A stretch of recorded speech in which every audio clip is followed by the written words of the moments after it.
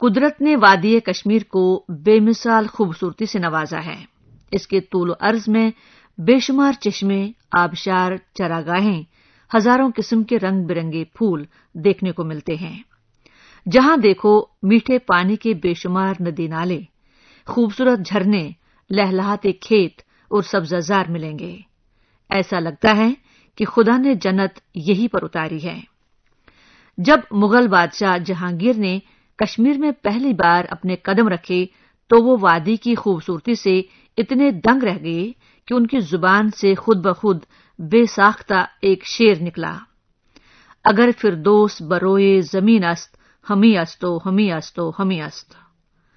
قدرت کی طرف سے وادی کو حسن و جمال سے نوازنے میں اگر کوئی کمی رہ گئی تھی تو مغل بادشاہوں نے وہ پوری کر دی۔ جگہ جگہ پر باغات بنوائے، جن میں کچھ باغات آج بھی اپنی خوبصورتی سے سیلانیوں کے دل جیت لیتے ہیں۔ سری نگر میں واقع شہر آفاق ڈل جھیل کے کنارے شالیمار باغ، نشاد باغ، پری محل، چشمہ شاہی کے علاوہ ہارون باغ وغیرہ تعمیر کروائے۔ ضلع اننت ناگ میں بھی کئی خوبصورت باغات تعمیر کیے، جن میں چشمہ ویری ناگ کے علاوہ اچبل کے باغات قابل دید ہیں۔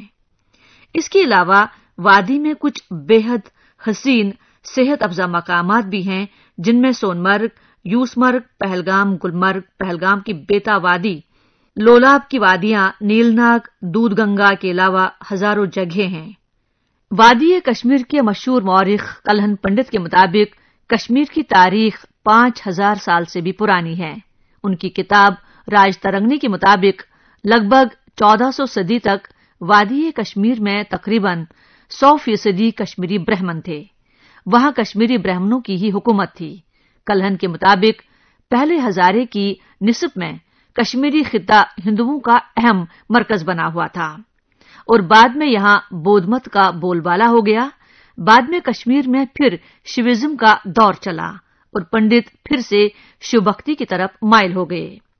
مورخین کے مطابق کشمیری پنڈت حکمرانوں کا زوال اس وقت شروع ہو گیا جب 1339 میں شاہ میر وادی کشمیر کا پہلا مسلمان حکمران بنا، اور اس طرح وادی کشمیر میں پہلے سلاطین کشمیر یا سوتی سلطنت کا قیام وجود میں آیا۔ یہ سلسلہ 16ویں صدی تک بدستور چلتا رہا۔ لگ بھگ 500 سال تک مسلمان بادشاہوں نے وادی کشمیر پر حکومت کی، جن میں مغل حکمران بھی شامل ہیں۔ انہوں نے 1526 سے لے کر 1751 تک، اور افغانستان کی درانی سلطنت نے 1747 سے لے کر 1819 تک حکومت کی۔ تاہم اسی سال رنجیت سنگھ کی قیادت میں سکھوں نے وادی کشمیر کو پنجاب سے ملا دیا۔ 1846 میں سکھوں اور برطانیہ کے درمیان ایک معاہدے کے تحت مہاراجہ گلاب سنگھ جموں کشمیر کے نئے مہاراجہ بن گئے۔ کشمیر کے بارے میں کلہن سے لے کر دیگر مورخین کا خیال ہے کہ کشمیر دراصل ستیسر کے نام سے ایک بہت بڑی جھیل تھی۔ مقامی آبادی ستیسر جھیل کے کناروں کے علاوہ دور دراز جنگلوں میں رہتی تھی۔ جب وادی کے ایک بہت بڑے رشی کشیپ رشی نے بارہ میں پہاڑوں کو کاٹ کر ستیسر کی جھیل سے پانی باہر نکالنے کا کام کیا، اس کے بعد ہی سری نگر اور وادی کے دوسرے شہر اور گاؤں وجود میں آ گئے۔ مورخین کا دعویٰ ہے کہ کشمیری پنڈتوں کی ثقافت لگ بھگ 6000 سال پرانی ہے۔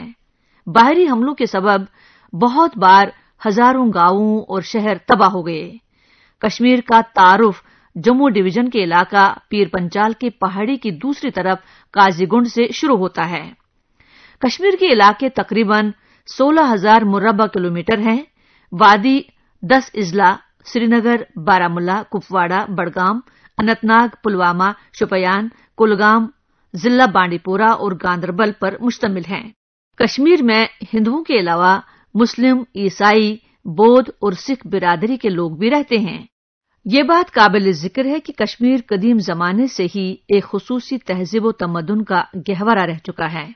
کشمیری بھی ملک کے دیگر لوگوں کی ہی طرح کچھ تہوار بڑے ہی دھوم دھام سے مناتے ہیں، جن میں خاص کر عید الفطر، عید قربان، نوروز عالم، شب قدر، معراج عالم، دستگیر صاحب، شیخ نور الدین نورانی، سید برادران، امیر کبیر کے علاوہ کئی عرس مبارک بہت ہی عقیدت و احترام سے مناتے ہیں، جبکہ کشمیری پنڈتوں کا سب سے اہم مقدس تہوار شیوراتری ہے۔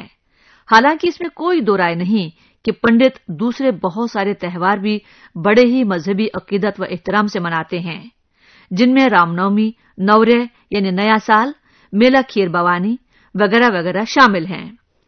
کلہن کا ماننا ہے کہ کشمیری قدیم زمانے سے سنگیت، ڈرامہ اور رقص کے بہت شوقین رہے ہیں۔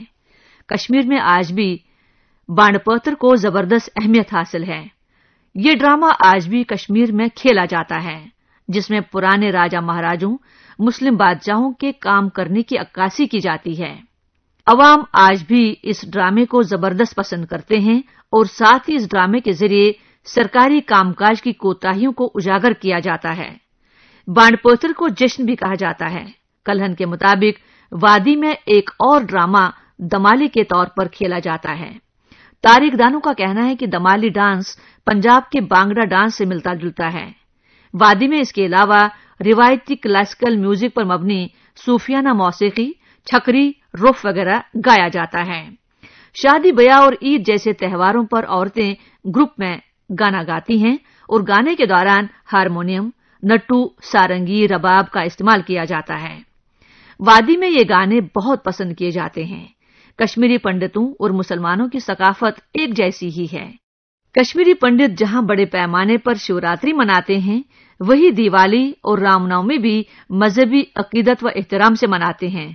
کشمیری تہذیب و تمدن کو اجاگر کرنے کے موقع پر اگر وازوان کا نام نہیں لیا جائے گا تو مذاق کرکرا ہو جائے گا۔ قورمہ، رستہ اور گوشت سے بنی دیگر کئی سبزیاں کشمیری وازوان کا ایک خصوصی حصہ ہے۔ وہی روغن جوش، دہی میں بنے کمل کی ککڑی، دمالو اور گوشت سے بنی کئی دوسرے پکوان کشمیری پنڈتوں کے دسترخوان کا ایک اہم حصہ ہیں۔ اس موقع پر ہم دنیا بھر کی مشہور مقدس امرناتھ گپھا کا ذکر کر رہے ہیں۔ یہ گپھا اننت ناگ سے لگ بھگ 55 کلومیٹر دوری پر واقع ہے، جس کو دنیا کے سامنے لانے کا سہرا ایک مسلمان چرواہے کو جاتا ہے، جہاں ہر سال لاکھوں لوگ حاضری دیتے ہیں۔ اس کے علاوہ تلملا کھیر بھوانی میں بھی کشمیری پنڈتوں کا ایک بڑا میلہ لگتا ہے۔ کشمیری مرد جہاں زیادہ تر کرتا پاجامہ کا استعمال کرتے ہیں، وہی عورتیں شلوار قمیض کا استعمال کرتی ہیں۔ تاہم مسلمان عورتیں برقعے کا بھی استعمال کرتی ہیں۔ البتہ مختلف طبقوں میں جو ایک چیز مشترکہ ہے وہ کشمیری پھرن ہے۔ پھرن کشمیری کلچر کا ایک اہم حصہ ہے۔ عورتیں، مرد اور بچے ہر ایک موسم میں پھرن کا استعمال کرتے ہیں۔ عید اور شیوراتری کے موقع پر ہندو مسلمان ایک دوسرے کو مبارکباد دیتے ہیں، ایک دوسرے کو مٹھائیاں پیش کرتے ہیں۔ لداخ بھی وادی کا ایک حصہ ہے، جہاں بودھ اور مسلمان دونوں فرقے کے لوگ مل جل کر رہتے ہیں۔ مورخین کا کہنا ہے کہ لداخ ایک پلیٹو ہے۔